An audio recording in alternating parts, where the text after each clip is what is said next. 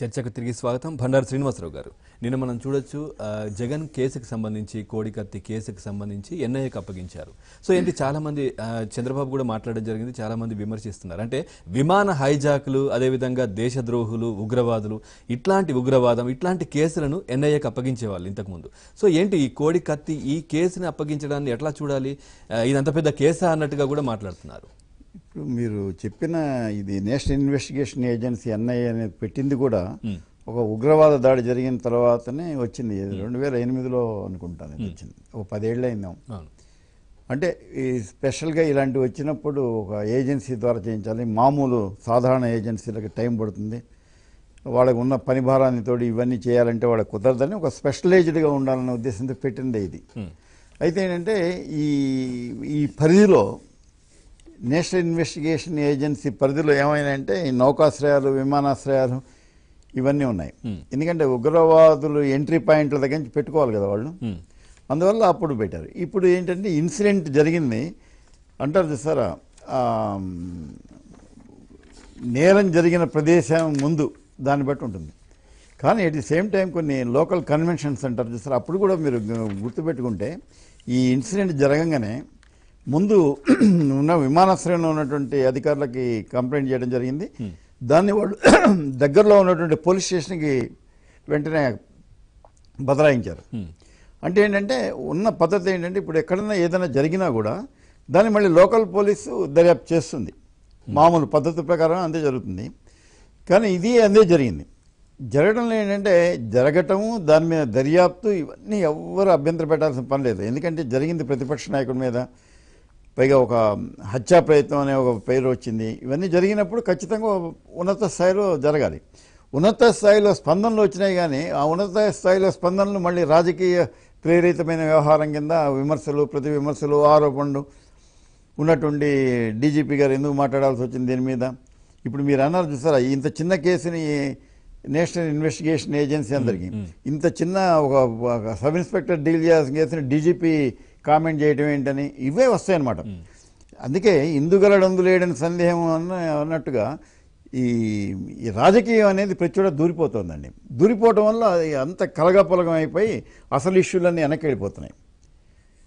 ఒక ఇన్సిడెంట్ జరిగింది, ఆ ఇన్సిడెంట్ మీద పోలీసులు దర్యాప్తు చేయాలి. దర్యాప్తు చేస్తే నివేదిక ఇవ్వాలి, కోర్టులో పెట్టాలి. అంతే, చాలా సింపుల్ ఇది.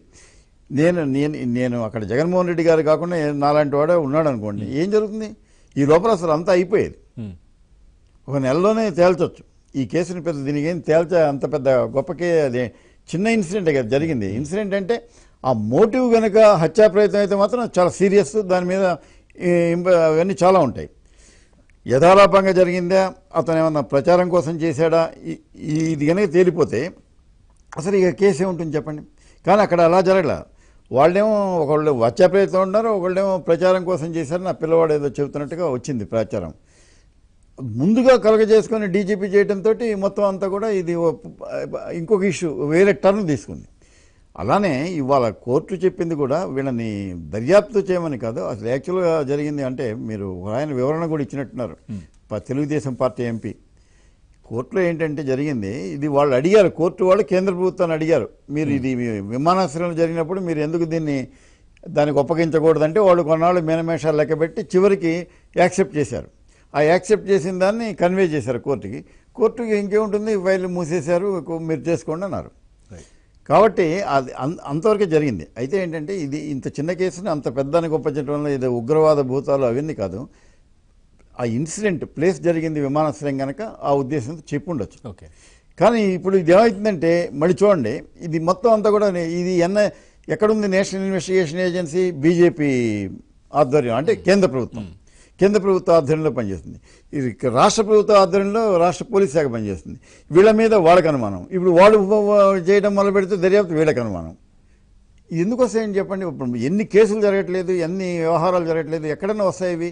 రాజకీయం ఎంటర్ అయిన చోటనే ఇవన్నీ వస్తాయి తలనొప్పులన్నీ. ఇప్పుడు ఖచ్చితంగా రేపు ఎంత అద్భుతంగా వీళ్ళు ఎన్ఐఏ వాళ్ళు చేసిన కేంద్రానికి అప్పచెప్పండి అని ముందు నుంచి కూడా వాళ్ళు అడుగుతున్నారు, వైసీపీ వాళ్ళు అడుగుతున్నారు. వాళ్ళు దానికి పిల్లి కూడా వేసినట్టున్నారు. దాని మీద అటు తిరిగి ఇటు తిరిగి ఇది వచ్చింది ఈ నిర్ణయం.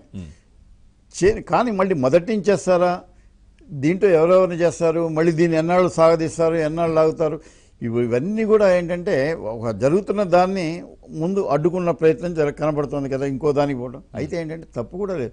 ఒక కోర్టు ఒక చోట ఉంటే ఇంకో పై కోర్టుకు పోవడం అనేది జరుగుతుంది ఎక్కడైనా. ఎనీవేర్ ఒక చోట మనకు న్యాయం జరగలేదంటే ఇంకో చోట పోవడానికి అధికారం ఉంటుంది. ఇక్కడ జరిగింది ఏంటంటే కేసు విచారణ ఒక స్టేజ్లో ఉన్నప్పుడే పై సంస్థకు అప్పగించారు. అలా జరగడం తప్ప అంటే జరగడం తప్పేం కాదు. ఒకప్పుడు ఈ జగన్మోహన్ రెడ్డి గారి కేసులు కూడా అట్నే కోర్టు ఆదేశం ప్రకారమే దాన్ని సిబిఐ వాళ్ళు టేకప్ చేశారు, సెంట్రల్ బ్యూరో ఆఫ్ ఇండియా. కాబట్టి అవన్నీ కనుక మామూలుగా పద్ధతి ప్రకారం జరుగుంటే అసలు ఎవ్వడూ అభ్యంతరపడ్డా. కానీ ప్రతి చోట రాజకీయం ఇన్వాల్వ్ కాబట్టి అప్పుడు కాంగ్రెస్, కేంద్రంలో కాంగ్రెస్ ఉంది, వాళ్ళు కావాలని కేసు పెట్టారని చెప్పి అన్నారు కదా. ఇప్పుడు అదే అనమాట. చివరికి ఏం జరుగుతుంది చెప్పండి? దీనివల్ల కాలయాపన జరుగుతుంది, రాజకీయం పైకి వస్తుంది, గందరగోళం తప్పితే ఇంకేం లేదు. ఇక చూడండి, కొన్నాళ్ళ పాటు ఇదే చర్చలు, ఇవే వ్యవహారం నడుస్తుంది. ఏమైనా తేలుతుందా అంటే తేలదు. సార్, ఇంకో వార్త గురించి కూడా మనం మాట్లాడుకోవచ్చు. రేపు సీఎం దుబాయ్ వెళ్తున్నారు. అట్లాగే పార్లమెంటరీ కార్యదర్శులను 12 మందిని కూడా నియమిస్తున్నట్టుగా తెలుస్తోంది. 2014లో 6గురిని నియమించారు. అప్పటి కాంగ్రెస్ ఎంపీ గుత్తా సుఖేందర్ రెడ్డి, అట్లాగే కొడంగల్ మాజీ ఎమ్మెల్యే రేవంత్ రెడ్డి వాళ్ళు కూడా కోర్టుకు వెళ్లారు. అప్పుడు దాన్ని రద్దు చేయడం జరిగింది. కానీ ఢిల్లీ అట్లాగే కొన్ని రాష్ట్రాల్లో కూడా కంటిన్యూ అవుతోంది. మళ్ళీ ఎందుకు సీఎం కేసీఆర్ ఈ స్టెప్ తీసుకుంటారంటారు? మళ్ళీ ఏమైనా ఇబ్బందులు ఎదురవ్వంటారా? అసలు ఈ పార్లమెంటరీ కార్యదర్శుల వ్యవహారం అంతా కూడా చెన్నారెడ్డి గారు పెట్టారు మొట్టమొదటి. ఇప్పుడు కాదు, 1978లో ఆయన మొట్టమొదటిసారి చీఫ్ మినిస్టర్ అయినప్పుడు ఆయన తీసుకొచ్చాడు. ఒకటి ఎక్కడొచ్చిందంటే ఇదంతా కూడా గందరగోళం. ఒక 10%కు మించకూడదు అని ఒకటి పెట్టారు, వచ్చింది. దాంట్లోనే లిమిటేషన్స్ బాగా వచ్చి, యాస్పిరెంట్స్ ఎక్కువ ఉంటారు, ఇవ్వాల్సిన పోస్టులు తక్కువ ఉంటాయి. అంటే 119 అంటే ఇప్పుడు మనకు నిష్పత్తి ప్రకారం 16 మంది మంత్రులు మాత్రమే. ఇప్పుడు ఒకప్పుడు అండి, నాకు బాగా తెలిసి, నేను యాక్టివ్ రిపోర్టింగ్ ఉన్నప్పుడు నంబియార్ అనే ఒక ఇన్స్పెక్టర్ జనరల్ ఆఫ్ పోలీస్ ఒకటి ఉండేవాడు. ఇన్స్పెక్టర్ జనరల్ ఆఫ్ పోలీస్ అనేవాడు రాష్ట్రం మొత్తానికి ఒకటే ఉండేవాడు, ఇద్దరు కాదు, ఒకటే. ఇవాళ ఇన్స్పెక్టర్ జనరల్ ఆఫ్ పోలీసు హోదా కలిగిన వాళ్ళు జిల్లాకి 2-3 ఉన్నారు. అవసరాన్ని బట్టి పెరుగుతాయి. ఒకసారి అంజయ్ గారు ఇట్నే అన్నాడు, జిల్లాకు ఒక మంత్రి లేకపోతే ఎట్లా, జిల్లాకి 2 ఐఏఎస్ ఆఫీసర్లు 2 మంత్రులు ఉంటే తప్పేంటని పాపం ఒకసారి ఆయన 60 మందితో విస్తరించినప్పుడు ఎవరో బయటనే విలేకరులు అడిగితే, ఏంటో నేను చేస్తే తప్పైపోయింది, జిల్లాకి 2-3 ఐఏఎస్లు ఉన్నప్పుడు 2 మంత్రులు ఉంటే తప్పేంటి అని ఆయన పాపం అమాయకంగా అన్నాడు కూడా. నేను ఇప్పుడు ఇక్కడ కూడా అదే సమస్య వచ్చింది. 294 ఉన్నప్పుడు రాష్ట్రం కలిసి ఉన్నప్పుడు ఆ సంఖ్యకు తగ్గట్టుగా కొంత ఉండేది. అందరినీ జిల్లాకు 23 జిల్లాలు ఉండేవి. 23 జిల్లాలకు పెట్టగా కూడా ఇంకొక జిల్లాలు ఎక్స్ట్రా పెట్టడానికి కూడా అవకాశం ఉండేది. ఇవాళ తెలంగాణలో ఆల్రెడీ 31-32 జిల్లాల పాతవి ఉండగా కొత్తగా మళ్ళీ 2 ఏదో కొత్తగా ఆర్డర్స్ వచ్చినాయి. అంటే ఇంతమందికి మీరు ప్రాతినిధ్యం కల్పించాలంటే అయ్యే పని కాదు. ఎట్లయితే చెప్పండి, ఉన్నాయి కరెక్ట్గా 18లో ముఖ్యమంత్రి వెళ్ళిపోయినాడు, ఆల్రెడీ ఒక మంత్రి గారు ప్రమాణ స్వీకారం చేశారు. ఈ 16 మీరు ఎంతమంది సర్దగలుగుతారు? పోర్ట్ఫోలియోస్ చూస్తున్నాం చాలా ఎక్కువైపోయినాయి. ఇప్పుడు రాష్ట్రం చిన్నదైనా కూడా పోర్ట్ఫోలియోలు, వ్యవహారాలు అన్నీ అలానే ఉన్నాయి కదా. కాబట్టి కంపల్సరీగా మళ్ళీ ఆయన పార్లమెంటరీ కార్యదర్శుల పేరుతోటి మళ్ళీ తీసుకురావాల్సినటువంటి అవసరం వచ్చింది. అది తప్ప అంటే ఒకసారి కోర్టే చెప్పింది, అది కుదరదంటేనే కదా మళ్ళీ విత్డ్రా చేసుకున్నారు. అప్పుడు కొంతమంది పెట్టి కూడా తీసేసుకున్న సందర్భం చూసాం. మరి ఇప్పుడు ఏ ధైర్యంతో మరి ఆయన ముందుకెళ్తున్నాడో అనేది మనకు తెలీదు. ఎందుకంటే కేసీఆర్ గారి మనసులో ఏముందని తెలియదు. ఇది ఊహాగానమా, నిజంగా చేయబోతున్నాడా? 12 మంది అంటే దాదాపు ఈక్వల్ టు మినిస్ట్రీ. ఇప్పుడు 18 మంది మంత్రివర్గం ఉంటారు, 12 మంది పార్లమెంటరీ కార్యదర్శులు అంటే దాదాపు మంత్రివర్గం ఎంత ఉంటుందో ఈ పార్లమెంటరీ కార్యదర్శులు అంటే వాడు క్యాబినెట్ మీటింగ్లకు పోవడానికి వీలుండదు. కానీ వాళ్ళు they will assist A minister, వాళ్ళని ఒక మంత్రికి అటాచ్ చేస్తారు. దాదాపు ఆయన పని భారాన్ని తగ్గించడానికి వీళ్ళు ఉపయోగపడాలి, అది వాళ్ళ ఉద్దేశం అనమాట. అందుకే పార్లమెంటరీ కార్యదర్శి అని పేరు పెడతారు. యాక్చువల్గా వాళ్ళు ఏమి పిఎస్లు పిఏలు ఏం కాదు, వాళ్ళకు కూడా అన్ని హోదాలు వ్యవహారం ఉంటుంది. మినిస్టర్ ఆఫ్ స్టేట్ డిజిగ్నేషన్ కూడా ఉంటుందని నేను అనుకుంటున్నాను. సరే, అది ఏం జరుగుతుంది ఎట్లా అనేది బహుశా చెప్పగలిగిన వాడు ఆయన ఒకడే, కేసీఆర్ గారు ఒకరే.